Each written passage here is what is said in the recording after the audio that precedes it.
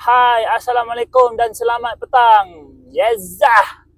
Hari tu tengok video Arik nampak macam hujan-hujan. Datang sini panas-panas. Tak apalah, hujan ke panas ke, Kimi berpanas. Oh, okey ke situ Mi? Saya rasa awak patut duduk sana lah. Awak tak boleh kena matahari. Kan gelap awak nanti, saya nak jawab apa? Okey, hari ni kita ada Volkswagen Sirocco bersama color apa green tak ini? Lime green, mint green. Macam tu lah lebih kurang. So, owner macam biasalah, nak yang penuh. Depan, lepas tu belakang pula mula-mula ingat nak oversize je.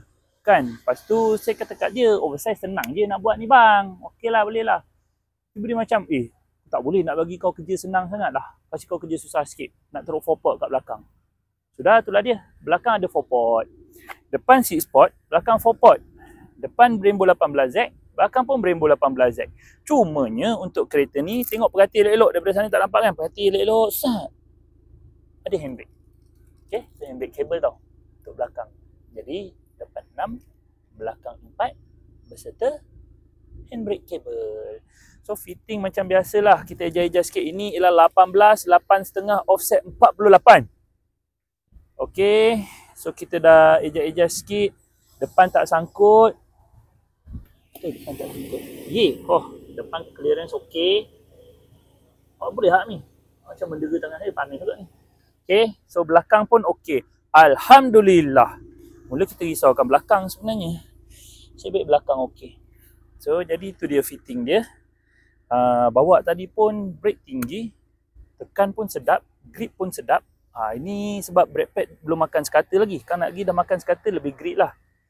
Lain tak ada apa. Benda ni normal je lah untuk kau tengok. Kalau dulu banyak kena explain apa orang tanya kan. Sekarang ni sebab semua orang dah biasa tengok benda ni. Tak ada apa pun nak cakap sangat pun. Color macam biasalah owner pilih. Rotor macam biasalah juga owner pilih. Warranty setahun. Nak 2 tahun pun boleh. Nak 3 tahun pun boleh. Datang buat bincang sendirilah. Ada apa lagi biasa kita kena cakap ni? Tak ada dah kan?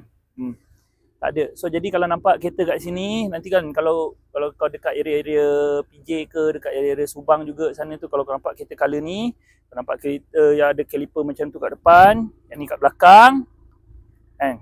Kau ada stiker kat sini, Roding yang buat ni. Nampak tu? Sini stiker. Kan? Yang ni Roding yang buat. Okey. Itu sahaja tuan-tuan. Lain semua jika ada pertanyaan, anda WhatsApp lah. Tak nak WhatsApp, sudahlah. Apa je lah yang anda nak buat. Buat sajalah janji.